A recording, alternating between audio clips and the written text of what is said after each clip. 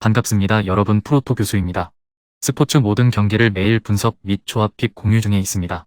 영상에 공개되지 않는 정보들도 정보방에 입장하시면 확인하실 수 있으니 참여를 희망하시는 분들은 영상 하단 고정 링크를 통해서 아무 조건 없이 자유롭게 참여가 가능하니 많은 참여 부탁드리겠습니다. 첫 번째 경기는 바르셀로나 대 메뉴 한번 살펴보겠습니다. 바르셀로나는 리그에서는 순항 중, 하지만 유럽 대항전에서는 조 3위로 유로파리그로 떨어진 데다 유로파 플레이오프에서도 메뉴를 만나는 최악의 일정을 맞이하게 되었습니다. 일단 강팀을 상대로 가짜인 전술을 사용하면서 힘든 일정도 꾸역꾸역 이겨내는 등 기세가 아주 나쁘지는 않다는 점이 위안입니다. 부스케츠가 빠지자 비아레알을 상대로 점유율에서 밀리는 등 아무리 기동력이 떨어진 자원이라고 하더라도 중원에서의 키 플레이어는 여전히 부스케츠라는 점이 증명되고 말았습니다. 다만 대용이 피보트의 역할을 하면서 최우수 선수가 되는 활약을 하기는 했고 가비도 중원 싸움에 적극적으로 가담하면서 경기력이 꽤 좋아진 모습을 보여주고 있는 페이스는 유지 중이죠. 상대를 왼쪽으로 몰고 우측에 생긴 공간을 페드리가 공략하는 플랜 자체는 이전 경기 페드리가 득점을 기록하면서 유효한다는 점을 증명한 것은 다행이었습니다. 결국 레반도프스키가 침묵하면 다득점이 어렵다는 점을 드러냈다고 볼 수 있었습니다. 챔스에서도 미넨전에서 데리우트가 레반도프스키를 묶어버리자 공격력이 큰 폭으로 떨어지는 모습을 드러냈는데 메뉴가 수비라인의 안정감은 꽤 좋아진 모습을 보여주고 있습니다. 막아내야 할 자원이 한정적이라는 바르셀로나의 약점이 꽤 치명적일 것으로 예상할 수 있을 것입니다. 메뉴는 리즈를 2대0으로 잡아냈다. 뉴캐슬이 우승부를 거두는 바람에 점점 챔스권은 안정적으로 확보할 수 있는 상황으로 몰고 가는 중입니다. 후반기 일정이 꽤 빡빡하기 때문에 1차전에서 최대한 좋은 결과를 잡아내야 2차전 홈에서 안정적인 운영이 가능할 것입니다. 카세미로가 유럽 대항전에서는 출전할 수 있습니다. 리그에서의 3경기 징계로 인해 의도치 않게 휴식을 취한 상태고 프레드가 카세미로가 파트너로 나올 경우 안정적인 모습을 보여준다는 점도 그나마 위안이라고 할 수 있는 요소일 것입니다. 물론 카세미로도 에릭센만큼의 전개 능력을 보여주지는 못하고 있는 상황이고 이전 경기에서도 리즈의 압박에 꽤 고전하는 등 3선의 공백을 실감하기는 해야 했습니다. 플랜 A로 유연하게 바꾸면서 경기 판도를 바꾸었던 모습은 꽤 인상적이었던 부분, 쇼를 레프트백으로 이동시키자 중원 공격 가담에서 실마리가 잡히는 모습이었고 원활한 반대 전환과 직선적인 침투도 적중하는 모습이었습니다. 물론 레시포드 등의 직선적인 침투도 기동성이 꽤 좋아진 바르셀로나의 수비진에 큰 흠집을 내기는 어려울 수 있어도 주전들이 나온 상황에서의 플랜 A가 잘 통하고 있습니다. 바르셀로나와 메뉴 모두 수비라인의 안정성은 리그에서도 꽤 좋은 모습이고 특히 메뉴는 카세미루가 출전할 수 있다는 점이 상당히 큽니다. 다만 메뉴는 빌드업의 핵심인 에릭센이 시즌 아웃인 상황이고 바르셀로나가 가짜 윙 전술로 강팀들을 상대로도 경기력적으로 우세한 모습을 자주 보여주고 있습니다.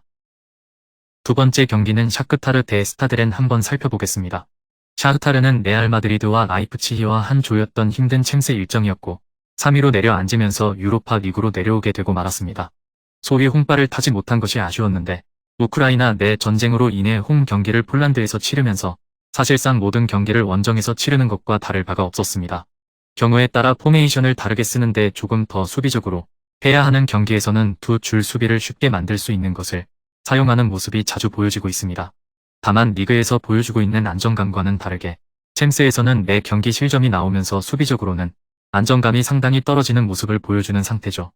렌이 원정에서는 경기력이 상당히 떨어지는 모습을 보여주지만 득점력은 꾸준한 모습을 보여주기 때문에 실점 가능성에 대해서는 꽤 열어두는 편이 나을 것으로 보여집니다. 겨울 이적 시장에서 무드릭이 첼시로 이동하면서 공격진에서의 활약상도 장담하기 어려운 상태, 치카니 리그에서는 6골로 훌륭한 활약을 해주고 있지만 챔스에서는 올 시즌 득점을 하나도 기록하고 있지 못한 상황입니다. 렌은 최근 5경기 4패로 리그 6위까지 떨어진 상태인데 렌 역시 수비가 문제인 상황이고 원정에서 약점이 뚜렷하다는 점도 발목을 제대로 잡고 있는 상황입니다. 2023년 이후 리그에서 승리를 거두었던 경기는 모두 홈이었던 상태, 물론 지는 경기에서도 공격적인 모습은 여전한 모습, 원정에서의 기복이 심하기는 하지만 무득점으로 무기력한 모습을 보여준 적은 없었습니다. 페리에의 시즌 아웃 부상은 뼈아프나 니스에서 온 9일이가 주포 역할을 충실히 해주는 중 이에 힘입어 유로파리그 원정에서는 무패를 달리는 등 리그와 유럽 대항전에서의 성적은 꽤 다른 모습을 보여주고 있습니다. 원정에서도 자신들이 경기를 주도하는 모습을 자주 보여주는 편이라 샤흐타르를 상대로도 자신들이 경기를 주도하려고 할 가능성이 높습니다. 유럽 대항전에서도 꾸준히 본인들이 주도하는 양상을 만드는데 능한 모습이었기 때문에 샤흐타르를 상대로도 우세한 흐름을 잡는 것까지는 가능할 것. 물론 샤흐타르가 바탕으로 두 줄 수비를 만들 때의 공략법은 생각을 해야 할 것입니다. 렌이 우세한 흐름으로 만들 가능성은 있으나 원정에서의 경기력이 그다지 좋은 상황은 아니고 샤흐타르도 다소 버거운 상대를 만났을 때는 두 줄 수비를 쓰면서 만드는 양상을 자주 보이고 있습니다. 물론 샤흐타르가 유럽 대항전에서는 매 경기 실점이 나오는 등 안정감이 제법 떨어지는 모습이 잦고 이번 경기도 홈이 아니라 폴란드에서 펼쳐진다는 점을 감안하면 렌이 근소하게 우세한 매치로 보여집니다.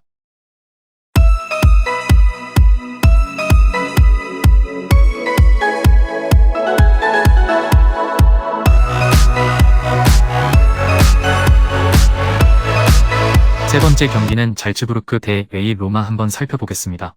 잘츠부르크는 매 시즌 챔스에서 다크호스 역할을 하는 팀, 챔스에서도 매치데이사까지는 1승 3무로 순항했으나 마지막 두 경기에서 무너지면서 16강 진출에 실패해버리고 말았습니다.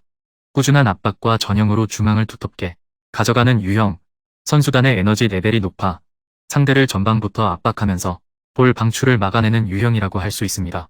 결국 이번 경기에서도 상대 에이스 디발라를 막아세우고 상대의 중원이 앞쪽으로 올라오지 못하도록 할 가능성이 높은데 로마가 디발라가 막히는 순간에는 공격력이 큰 폭으로 줄어들기 때문에 오픈플레이에서의 효과는 꽤 뚜렷할 수 있습니다. 물론 강한 압박으로 인해 생기는 체력적인 부담과 수비 리스크는 큰 편, 특히 후반으로 향할수록 이 부담이 꽤 심해지는 편인데 리그에서는 압도적인 전력으로 인해 실점 자체가 많지 않지만 전반과 후반 실점 비중을 보면 후반이 2배가량 높고 챔스에서도 마지막 두 경기에서 패하면서 3위로 내려앉는 등 뒷심이 약한 모습을 보여주기도 했습니다. 전방 압박을 하는 빈도에 비해서 유럽 대항전에서는 득점력이 크게 두드러지는 모습도 아니었는데 유럽 대항전에서 잘츠부르크가 멀티 득점에 성공했던 경기는 없었습니다. 로마는 레체와 1대1로 비기면서 다시 4위로 내려앉고 말았습니다. 공격진의 부진이 이번 경기에서도 심화되는 상황이었는데 디발라의 PK골을 제외하면 골을 만들어내지 못했고 기대 득점이 2골이 넘었음에도 승리를 가져오지 못한 것은 상당히 아쉬웠을 것입니다. 에이브러햄의 폼 자체는 나쁘지 않았습니다. 기록했던 3개의 슈팅이 모두 골문으로 향했는데 그 슈팅들이 모두 무위로 돌아가버린 것이 문제. 시즌 초반에 비해서는 슈팅의 정확도가 꽤 개선되었습니다.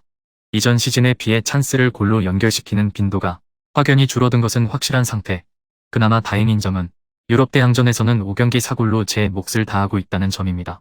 물론 잘츠부르크의 압박 때문에 에이브러햄에게 공이 잘 배급될 수 있을지는 의문. 전반적으로 전방지향적인 팀에게는 약한 모습을 보여주었고 이 때문에 유럽 대항전에서도 기복 있는 모습을 보이는 등 경기력과 공격력이 일정한 흐름을 타지는 못하고 있는 상황입니다. 디발라의 의존한 공격 작업도 문제가 될 수 있는데 디발라가 거친 차진과 압박 대응에 다소 아쉬운 부분이 있는 상태이기 때문입니다. 잘츠부르크가 강한 압박으로 로마의 라인을 누르고 에이스인 디발라의 약점인 압박 대응 능력을 공략해볼 수 있는 상태입니다. 꾸준한 압박과 중앙지향적인 포메이션을 통해 로마의 전진을 막아내는 것을 보여줄 가능성이 높은 상황이죠. 다만 잘츠부르크가 뒷심 부분에서는 다소 약한 모습을 보여준 바 있고 유럽 대항전에서 보여준 득점력 자체가 훌륭했던 수준은 아니었습니다. 마지막 네 번째 경기는 아약스 대 우니온 베를린 한번 살펴보겠습니다. 아약스는 감독을 바꾼 뒤 호조를 이어가는 중 특히 득점력의 혈이 끌린 모습을 보여주고 있는데 최근 치른 3번의 리그 경기에서는 모두 3득점 이상을 기록하면서 달라진 득점력을 보여주고 있습니다. 이번 경기에서도 아약스의 특징인 점유율 확보는 잘 이뤄질 것으로 볼 수 있습니다. 우니온 베를린이 전형적으로 하위권 팀의 운영을 하는 편이라 라인을 내리고 대응할 것이 유력한 상황이기 때문이죠. 챔스에서도 난타전을 각오하고 자신들의 플랜 A를 고수하는 양상을 보여주던 모습이고 페이팅하 감독도 유럽 대항전 경험이 적기 때문에 그동안 가져온 전술 기조를 바꾸기에는 부담이 큽니다. 다만 우니온 베를린의 수비적인 성과에는 주목해볼 필요가 있습니다. 파울을 적극적으로 저지르면서 상대의 빌드업 템포를 늦추는 데 능한 모습을 보여주고 있기 때문이죠. 아약스가 리그에서 이런 특성을 가진 하위권 팀을 상대로는 꽤 강한 모습을 보여줬다는 점을 감안하기는 해야겠지만 생각보다 전진이 더딜 가능성을 염두에 두는 편이 좋습니다. 챔스에서는 난타전 양상이 잦았지만 상대들이 리버풀, 나폴리, 레인저스로 수비보다는 공격적인 운영을 즐기는 팀이었습니다. 우니온 베를린은 후반기에 아주 좋은 페이스를 보여주면서 1위 바이에른 뮌헨을 한 점 차이로 추격하는 데 성공했습니다. 유럽 대항전에서도 2연패를 당한 이후 4연승을 달리면서 경험이 부족함에도 불구하고 빠른 적응력을 보여주는 모습이 인상적이었습니다. 유로파리그에서도 우니온 베를린이 잘 보여준 것은 수비 능력, 저득점 양상으로 경기를 몰아가는 대능한 모습을 보여주었습니다. 리그에서도 보여주고 있는 템포를 죽이는 능력이 유럽 대항전에서도 잘 통하는 모습이었는데 패한 경기에서도 멀티 실점을 내주지 않았고 모든 경기를 1대0 스코어를 만든 바 있었습니다. 점진적인 전진을 추구하는 아약스도 파울 작전으로 템포를 죽이면서 꽤 괴롭혀 볼 수 있을 것. 물론 우니온 베를린의 전술이 점유율을 내주는 양상이 짙기 때문에 리그에서 보여주고 있는 득점력이 유럽 대항전에서는 보여지고 있지 않습니다. 기대 득점 자체가 높은 타입은 아닌 셈. 기본적으로 유럽 대항전에서는 저득점 양상이 나올 것을 고려해야 하는 팀입니다. 언더를 고려할 만한 매치로 보여집니다. 우니온 베를린이 유럽 대항전에서 보여주고 있는 수비 능력을 고려한 선택, 리그에서도 파울을 적극적으로 사용하면서 상대의 템포를 끊는 모습을 보여주고 있고 점진적으로 전진하는 아약스를 파울로 괴롭히면서 최대한 템포를 죽이는 모습을 보여줄 것. 대신 우니온 베를린도 이를 위해 점유율과 공격력은 다소 포기해야 했습니다.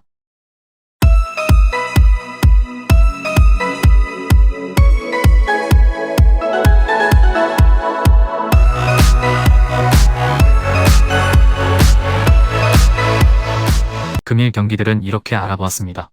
좀 더 다양하고 많은 정보를 원하시는 분들은 영상 하단 댓글에 링크 클릭 후 문의하시면 아무런 조건 없이 정보방 입장 가능하니 입장하셔서 정보 받아보시길 바라겠습니다.